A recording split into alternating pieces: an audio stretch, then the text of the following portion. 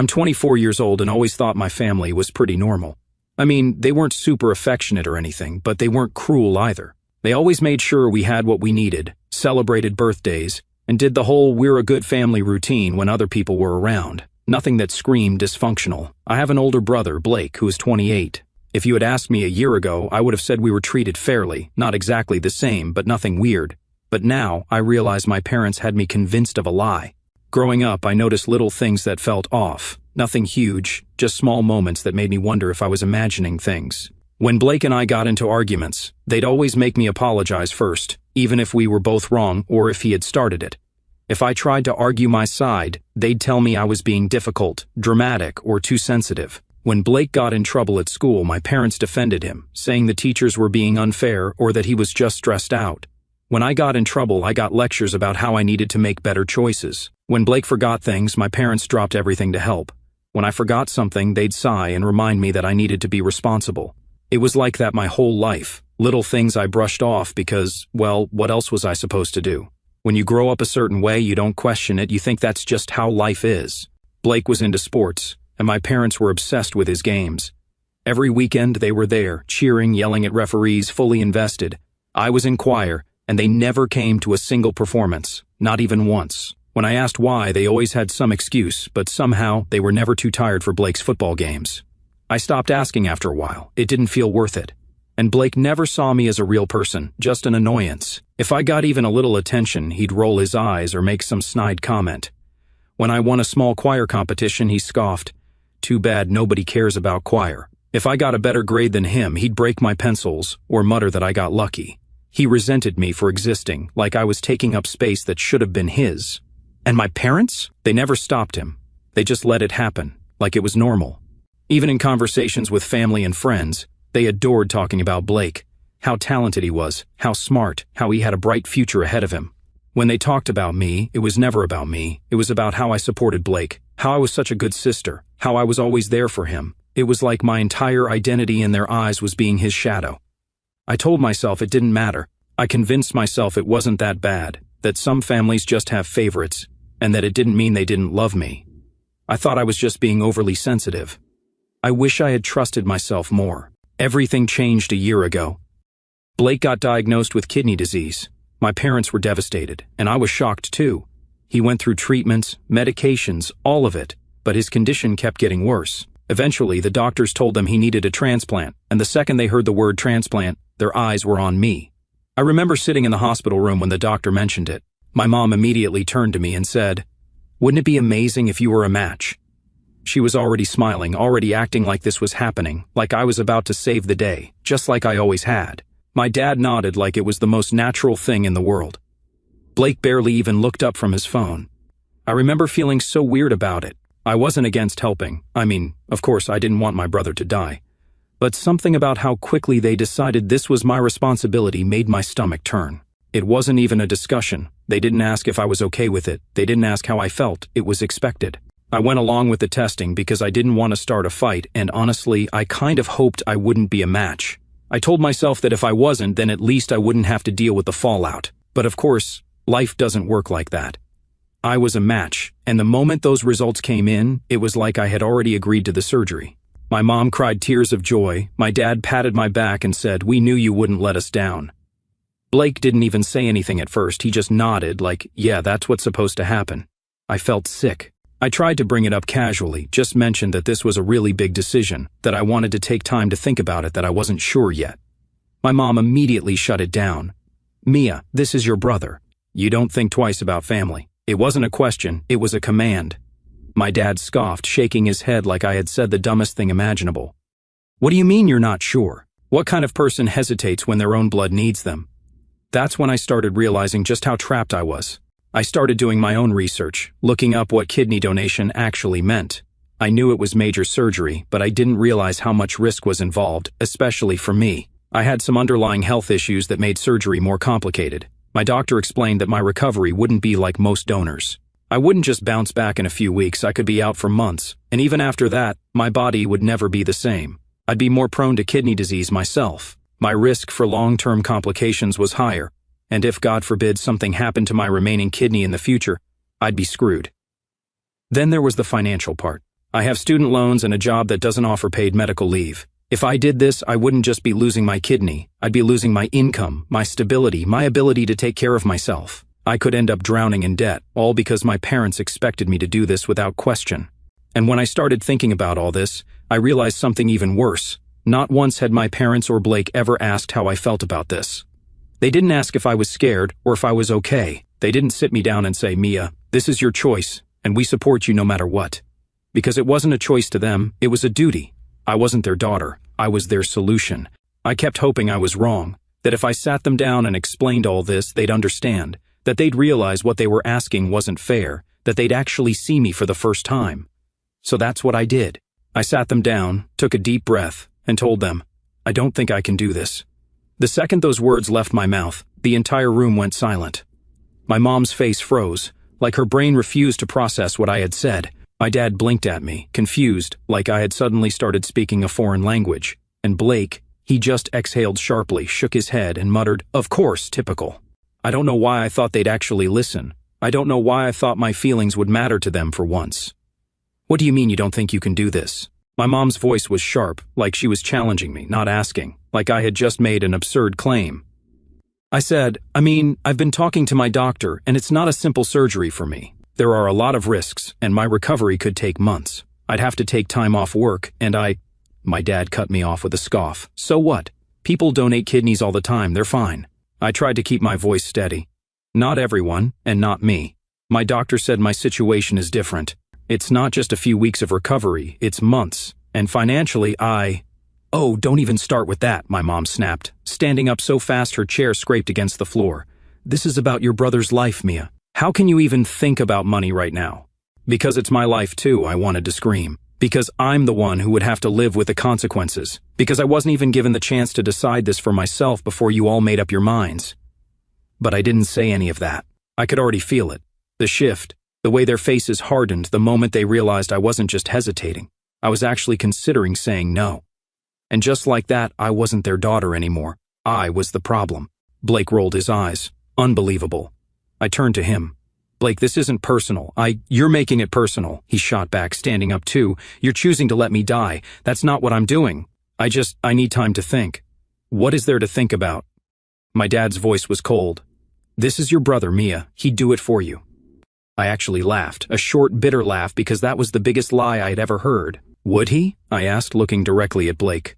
"Would you, Blake? If the situation was reversed, would you give me your kidney?" His eyes darted to our parents for half a second before he muttered, "That's not the point." "Right, of course it wasn't." My mom was trying to hold back real anger now. "I can't believe you're doing this," she whispered, her voice breaking. "After everything we've done for you." That's when the guilt trip started. My dad started listing everything they had ever spent on me, my school tuition, my clothes, my childhood doctor's visits. My mom started crying, repeating, "How could you do this to us?" Over and over, like I had just committed some unforgivable sin. They called me ungrateful, selfish, a disappointment. And then Blake delivered the final blow. "You know what, Mia?" His voice was cold. "I always knew you'd be useless when it actually mattered. That hurt, not because I expected better from him, but because I didn't, and yet some stupid, pathetic part of me still hoped. My entire childhood flashed in my mind, every time I cheered for him on the sidelines, every time I gave up something I wanted so he could have it instead.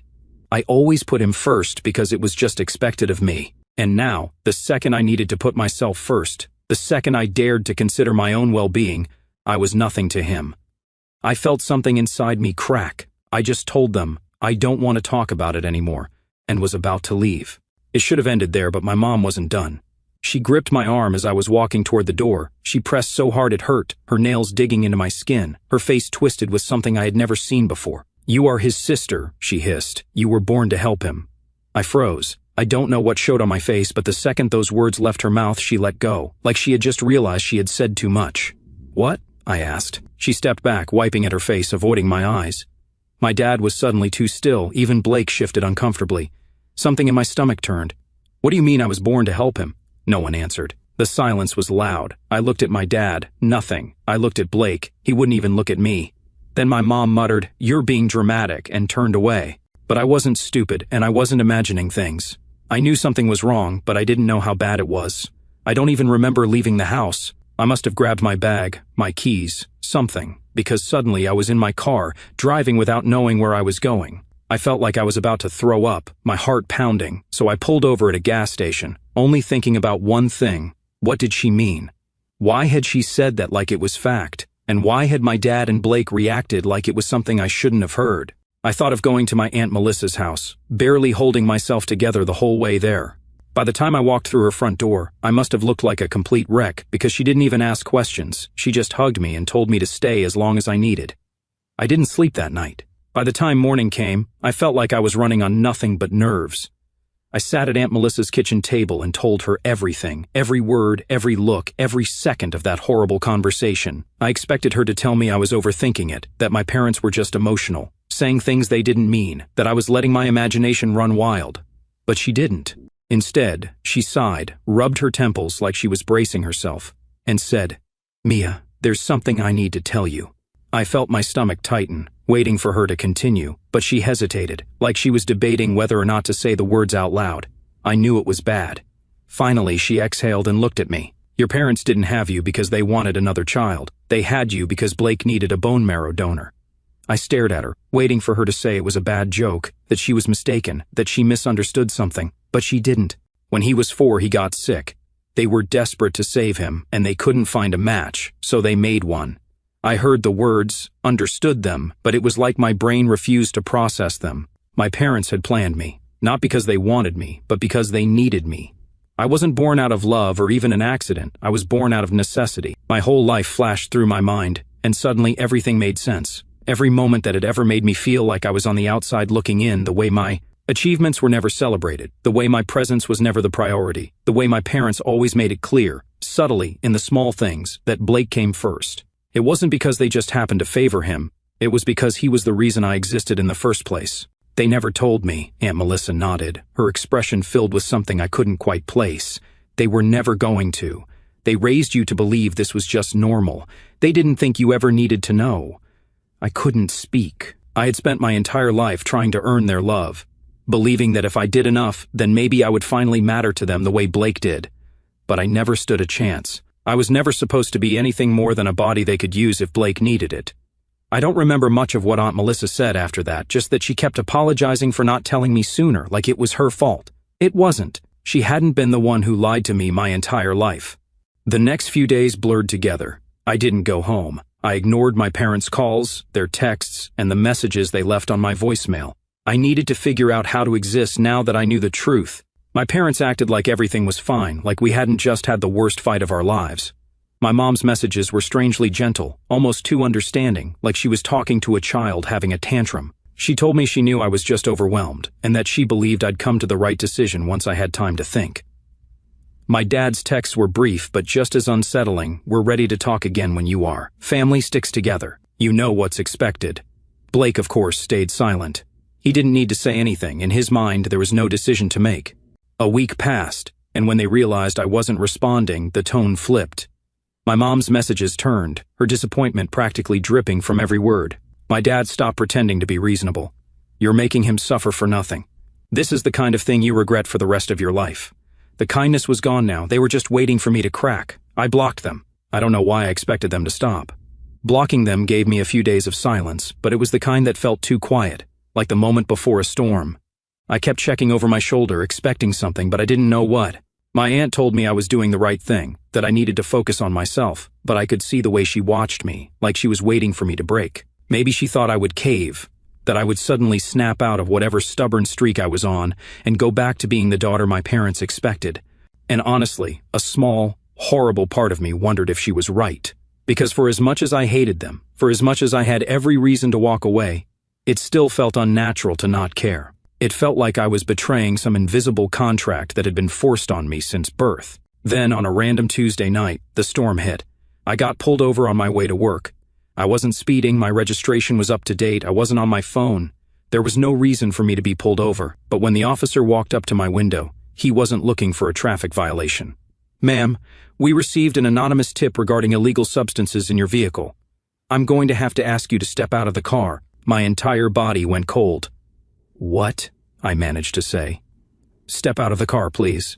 I knew I had nothing to hide. I had never done anything illegal in my life. But the way he said it, the way he looked at me, like this was already a done deal, made my hands shake as I unbuckled my seatbelt and got out. They searched my car, and then, under my driver's seat, they found a small plastic bag filled with drugs. I had never seen that bag before. I didn't know where it had come from, but the second I saw it, I knew. I knew exactly what had happened.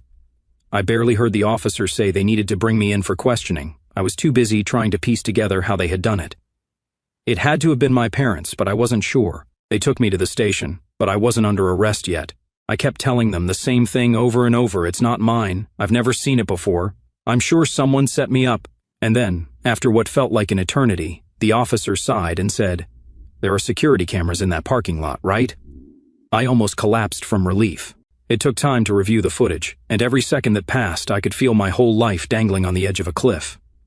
If the cameras didn't catch anything, if they couldn't prove I didn't do this, then what? Would I get fired? Would I get charged? Would my parents come bail me out just so they could say, "See, you need us now, do what we're asking"? But then, finally, one of the officers nodded and said, "Found something." I held my breath as they pulled up the footage, and there, clear as day, was Blake. He wasn't even subtle about it. He crouched next to my car, glanced around a few times, then slid the bag under my seat, like he had done it 1,000,000 times before. I didn't know whether to scream or laugh. The officers exchanged glances. One of them nodded. "She's free to go," he said, "but we're going to have to bring him in." The next few hours passed in a blur. I sat in the station, numb, while they arrested Blake. He didn't resist. He didn't even try to explain. I could already picture how this would go. He'd act remorseful, say it was a mistake, blame his emotional state, and somehow, my parents would make sure he got the least possible punishment. And my parents, they showed up within an hour, furious, not at him, at me. My mom was in full hysterics, crying into a tissue, her voice too loud, making sure everyone in that station heard her suffering. "He's sick," she kept saying. "He's sick. He didn't know what he was doing. You have to understand." My dad yelled at me. "You forced him into this," he said, eyes filled with something I couldn't place. "You made him desperate." I stared at them. "Are you kidding me?" My voice came out too quiet, too controlled, too dangerous. "You saw the footage. He tried to get me arrested. You're really blaming me for that? He wouldn't have done this if you had just done what you were supposed to do," my mom snapped, dabbing at her fake tears. "You pushed him to this, Mia. You left him with no other choice." At that moment, watching them go crazy for Blake made something in me snap. For years, I had let them make me feel like I wasn't good enough, like I was selfish for wanting things for myself, like if I just tried harder, if I was just a little better, they would finally love me the way they loved Blake. But here I was, standing in a police station, staring at the undeniable proof that my brother had just tried to ruin my life, and they still chose him. There was never a version of this where they would choose me, and I was done pretending otherwise. I turned to my mom, barely recognizing my own voice when I spoke. "You did this to me. You made him this way." She blinked at me, still playing the devastated mother act. "What are you talking about?" She sniffled, shaking her head like I was speaking nonsense. I took a step forward. "Aunt Melissa told me," I said. "She told me why you had me." My mom's face changed instantly. The tears stopped, like she'd flipped a switch. My dad, who had been standing stiffly beside her, suddenly looked too still. "I don't know what she told you, but she's always wanted to turn you against us." I let out a short, bitter laugh. "That's what you're going with?" I asked. "That she lied?" I took another step closer, forcing them to look at me. "Tell me the truth," I said. "Did you have me just so I could be a donor for Blake?" My mom glanced at my dad, but neither of them spoke. I felt the anger rising in my chest, hot and suffocating. "Say it." My mom looked at me for a long moment before finally tilting her chin up. "We did what we had to do," she said, voice sharp. "You wouldn't be here if it weren't for Blake." The words hit harder than I thought they would. I mean, I already knew. Aunt Melissa had told me, and deep down it made sense. It explained everything. But hearing my mom say it so easily, like it was just a fact, like I was being ridiculous for even questioning it, that still stung.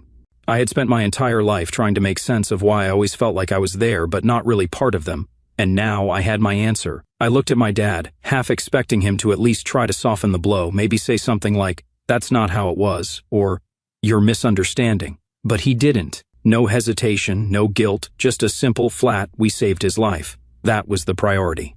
Not me. Never me. "So that's it?" I asked, more to myself than to them. "That's all I ever was to you? A backup plan?"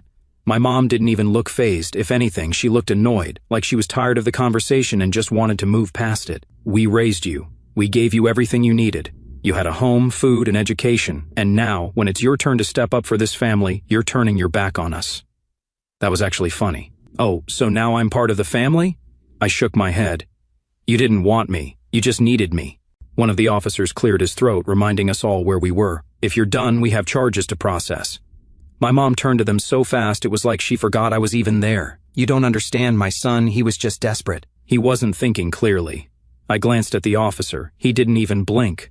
The security footage speaks for itself, ma'am. That's when my dad shifted tactics. Instead of defending Blake, he took a step toward the officer. We can work something out. There's no need for all this. We don't want to escalate things. He was negotiating, like Blake hadn't just tried to frame me for a crime, like this was just some little problem that could be handled with the right words. That was it. That was all I needed to know. I turned to the officer, my decision already made. I'd like to press charges. My mom sucked in a breath, like I had just slapped her across the face. Mia, you wouldn't. I didn't hesitate. I would. My dad said, "You're making a mistake." I met his eyes without flinching. No, I said, the mistake was ever thinking you cared about me, and that was it, I was done.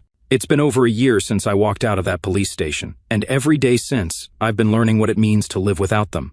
At first it felt surreal, like I was waiting for the inevitable, waiting for them to show up and force me back into the role I was supposed to play.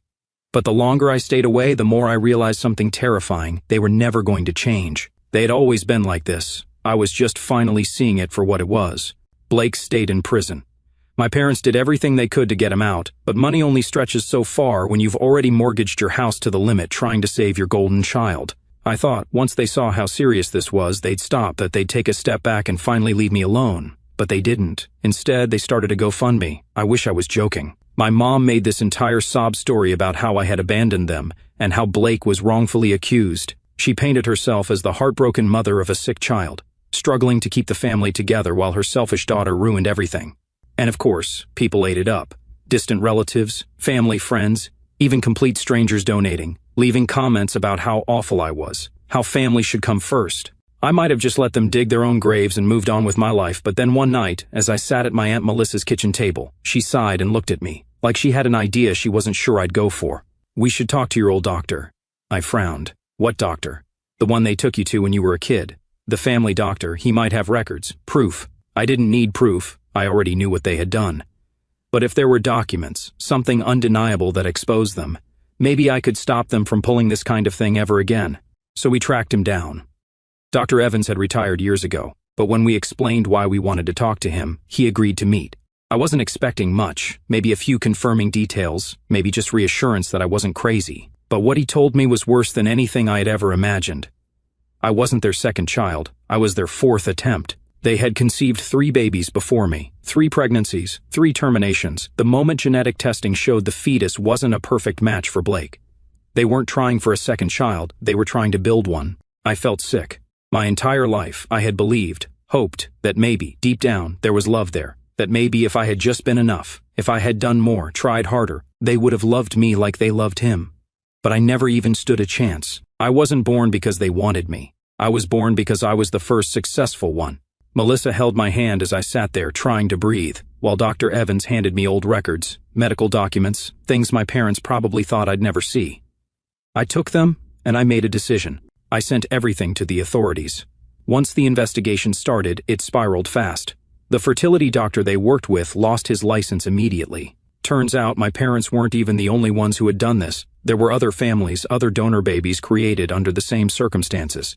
The scandal exploded, and my parents, they lost everything. The GoFundMe donations dried up, family members who had supported them vanished, their names were dragged through the mud. And instead of admitting what they had done, they just doubled down. My dad called it fake news. My mom said they were being persecuted for being good parents. And Blake? Blake sat in prison, still acting like none of this was his fault. For the longest time, I thought they'd disappear into the mess they created and leave me alone. But my parents had one last stunt left in them. One night, my cousin Jenna called me, her voice panicked. "Mia, I don't know if you've heard, but Blake tried to take his own life." I felt something heavy drop in my chest. "What?" "I just saw your mom's post. She's saying he couldn't take it anymore, that he's in critical condition, that if you have even a shred of love left for your family, you'd come see him." For a moment, I didn't know what to say. I wanted to believe it wasn't true, but what if it was? What if, despite everything, he really had hit rock bottom? So I checked. I called the prison. I didn't ask for details, didn't want to get sucked into another manipulation game. I just asked, "Is my brother alive?" The officer on the phone sounded almost bored when he answered, "Yeah, he's fine." I exhaled slowly. "Is he in critical condition?" A pause then, not even close. That was it. That was all I needed to hear. They were lying again. They had faked his suicide attempt just to guilt me into coming back. I wasn't even surprised. They had never cared about the truth, only about control. I didn't respond. I didn't acknowledge them. Instead, I sent the Facebook post to the authorities. Within a week, my parents had nothing left. Family members finally cut them off. Their remaining friends abandoned them. My mom deleted her social media. My dad stopped trying to fight. It's been over a year now, and my life is nothing like it used to be. I moved to a new city, got a new job, and for the first time ever, I feel like I actually belong somewhere. And the best part? I'm engaged. Ryan knows everything, every dark, twisted detail of what my family put me through. And instead of treating me like some broken, tragic story, he treats me like a person, like I matter. And the biggest change? I'm pregnant. At first, I was terrified. After everything I had been through, I was scared that I wouldn't know how to be a good parent, that I'd somehow repeat the same mistakes my parents made. But then Ryan told me something that changed everything. You know exactly what not to do. And he's right. This baby will never grow up wondering if they were wanted. They will never feel like they have to earn my love. They will never be treated like a spare part for someone else. They will be loved, fully, completely, unconditionally. I may not have been born into a real family, but I am creating one. And for the first time in my life, I am truly happy.